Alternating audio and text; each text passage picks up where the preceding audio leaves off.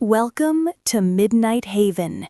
Here, we drift through shadows, exploring tales lost in time and secrets of the past that are rarely told. Tonight, we travel back to ancient Egypt, where beauty was more than a face. It was power. It was a hidden secret. The story of a queen. The story of Nefertiti. A queen who defied time and wandered far from her homeland. Prepare yourself for a calm journey, yet every moment holds suspense, carrying you from the Nile to Berlin, between mystery and truth. Let's begin. Every time the sun rises over the Nile, it seems to remember the people who etched their names into history. Among them, a queen named Nefertiti. The beautiful one has come, but her beauty was not all that defined her. She was a force, a mystery, a secret that the ancient Egyptians guarded with reverence.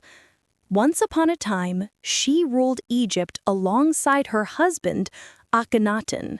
Together, they turned the world upside down. They changed religion, reshaped art, and carved a presence so powerful that if she looked at you with her gaze, silence would fall.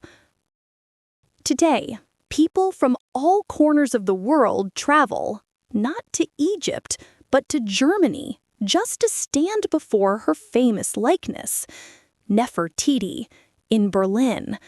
How did a queen whose beauty captivated hearts get uprooted from her homeland? Let us travel back, more than 100 years, to a city long forgotten in the desert, Tel El Amarna. There, the story began. Transition to nightfall, flickering torches illuminating royal halls. The Nile reflected the moonlight, silver ripples carrying secrets down its winding course.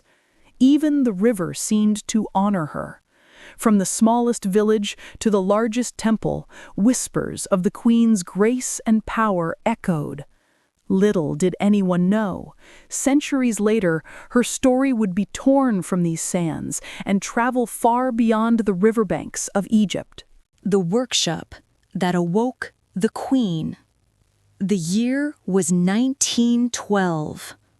A German archaeologist named Ludwig Burckhardt was searching for treasures from Akhenaten's era. The sun burned overhead, the sand stretched endlessly, yet beneath that stillness lay a secret. Suddenly, they stumbled upon something extraordinary. A room unlike any other. Statues, eyes, faces, colors, all captured in perfect stillness, as if waiting for someone to notice them. This was the workshop of the royal sculptor Thutmose. And there she appeared, a queen's head adorned with a royal blue crown, her cheeks frozen in a timeless beauty, one eye set with stone, the other empty. It was as if she was looking at something unseen, something the rest of the world could not see. The beauty was indescribable. Even Burckhardt himself felt a strange disbelief. He couldn't tell anyone what he had truly found. And in that moment, greed was born. Greed to possess beauty, even if it was not meant to belong to them. When someone finds a treasure that is not theirs, what do? They hide it. And that is exactly what happened. The German expedition was supposed to report everything to Egypt, to share the discovery. But Burckhardt, he polished the truth. He covered the statue with dust, photographed it as if it were a broken, unremarkable piece, hiding the true colors beneath layers of sand and secrecy.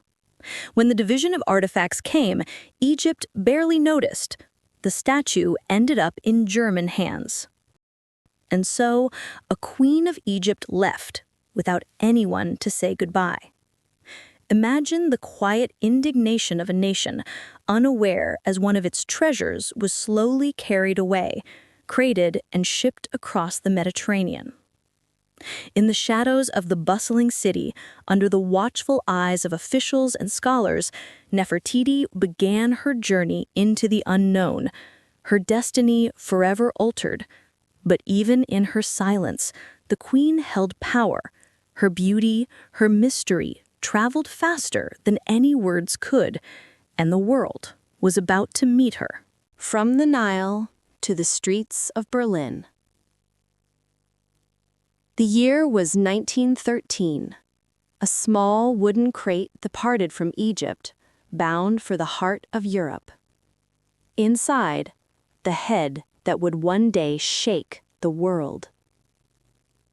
For months she traveled silently, across the Mediterranean, over the rolling waves, through the busy ports of Europe.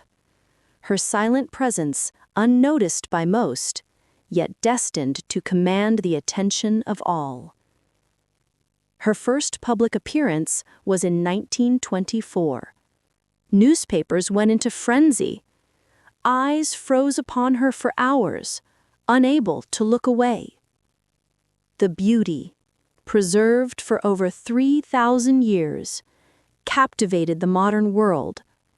Yet no one realized she was a guest in a land far from home, a stranger among strangers.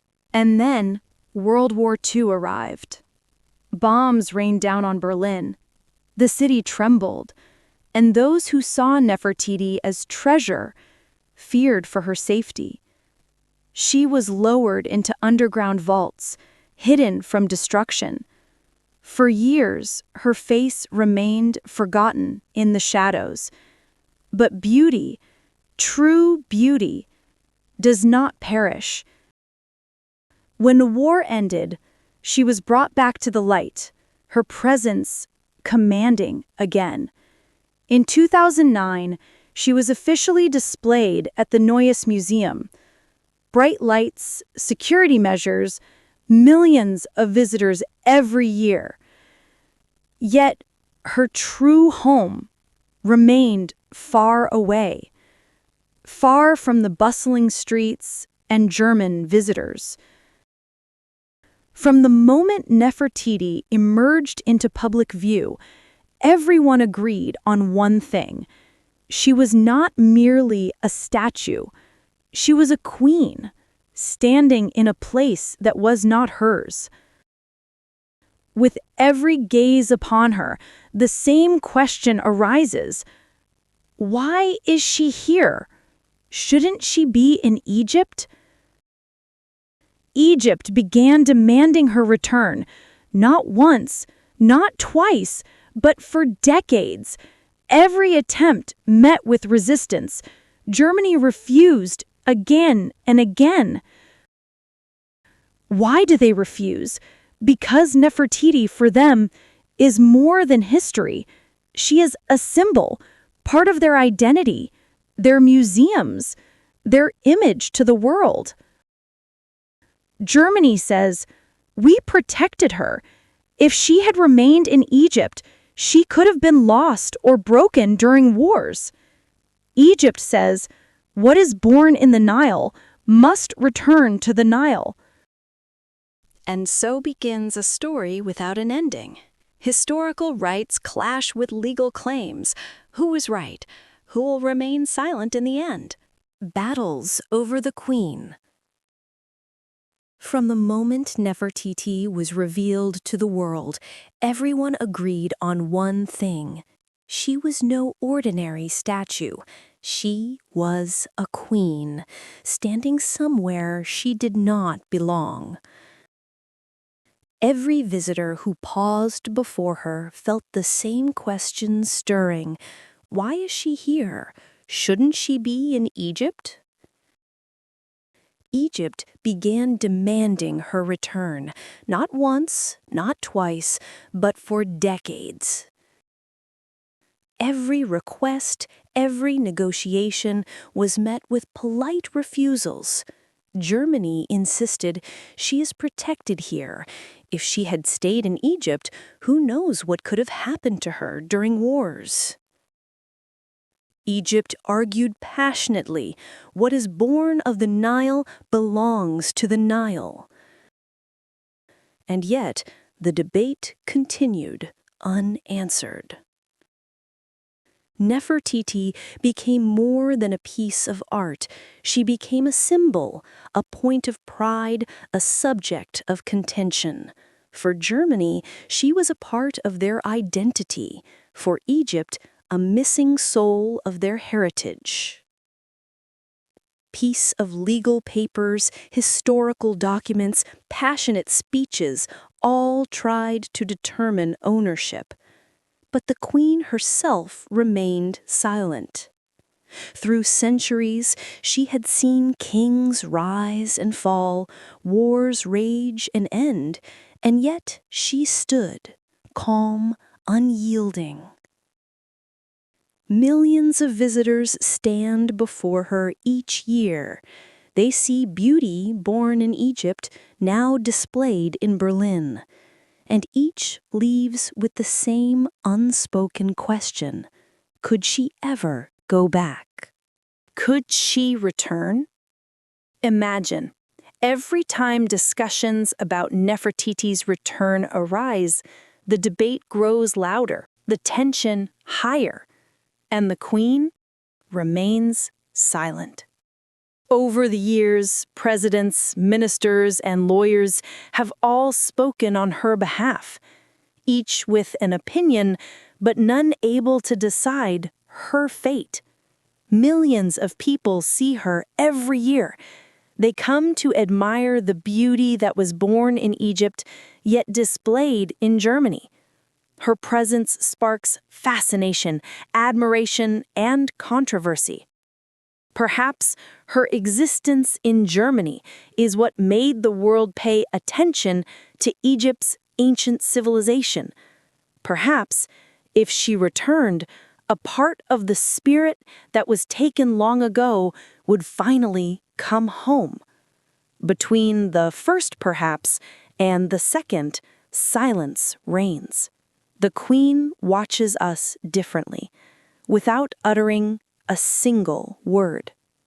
Her silence is more powerful than any argument, any document, any historical claim. Nefertiti remains a queen wherever she stands, the queen who never leaves. She has seen kings rise and kings vanish. She has witnessed war, peace, and countless generations pass. She has been hidden underground, then brought into the light again. And despite all this, her beauty remains unchanged. She stands, steadfast, as if she still rules. Will she ever return to Egypt? Or will she remain in Germany forever? The answer, no one truly knows. What is certain is that Nefertiti will remain a queen. In any land she stands, her presence commands respect, wonder, and awe. Thank you for joining this journey. Now the question is yours. If you could decide, would you return Nefertiti to Egypt or let her remain in Germany? Write your thoughts in the comments and subscribe to follow more stories from history, told quietly and with a heart full of curiosity. 2023